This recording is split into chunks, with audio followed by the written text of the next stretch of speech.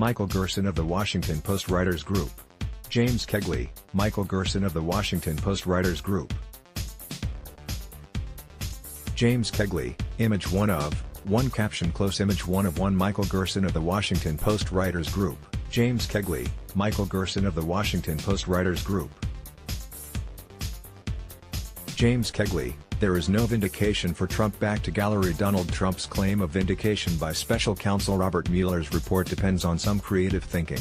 The president, it seems, is not guilty of conspiracy with the Russians to influence the 2016 election.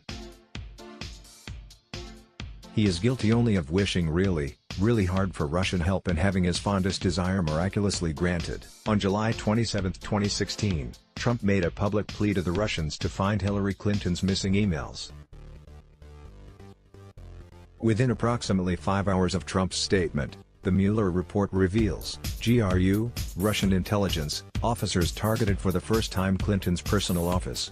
This, evidently, doesn't qualify as conspiracy, but can it really be a coincidence? Maybe it was the hand of Providence. Or an answer to Franklin Graham's prayers. Whatever the non-collusive reason, Trump is clearly a lucky man. What is less clear is how we are to accept a detailed, damning, 448-page moral and political indictment as good news for Trump and his administration.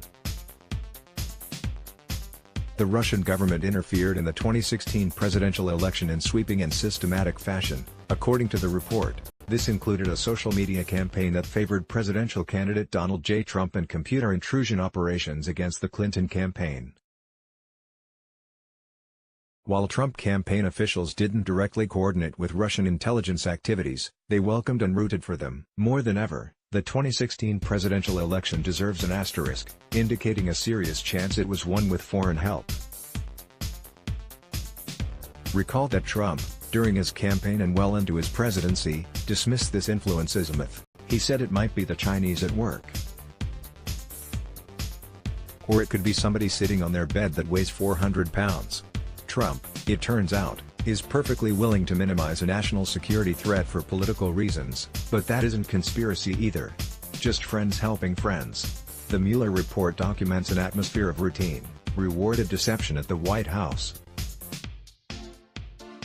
In one case, after ordering then White House counsel Donald McGahn to fire Mueller, Trump ordered McGahn to publicly deny that the request to fire Mueller was ever made. McGahn, to his credit, refused both orders. In another case, White House Press Secretary Sarah Sanders lied about the extent of opposition to former Director James Comey within the FBI.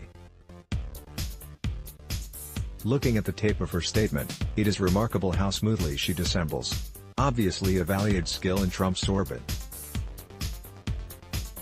And the report strongly hints that obstruction of justice took place, even though the Justice Department does not believe the prosecution of such a crime is a legal option during Trump's term in office. In case after case, Trump employed pressure or dangled pardons in an effort to avoid embarrassment or legal exposure.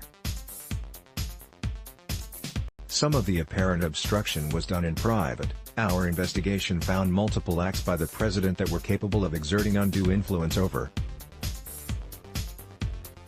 investigations.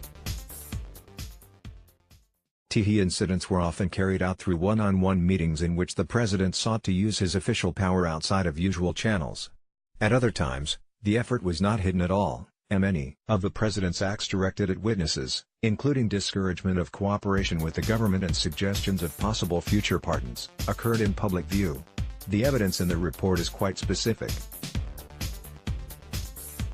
In one instance, Trump sought to prevent public disclosure of information about the June 9, 2016, meeting between Russians and campaign officials, and he used public forums to attack potential witnesses who might offer adverse information and to praise witnesses who declined to cooperate. As I read it, the case for obstruction of justice is strong. And the report takes pains to point out a possible congressional role in examining obstruction claims. The Constitution does not authorize the president to engage in such conduct, and those actions would transgress the president's duty to take care that the laws be faithfully executed.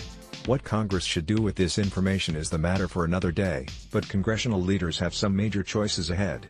So, no evidence of direct conspiracy between Trump officials and the Russians, but plenty of evidence of desired conspiracy.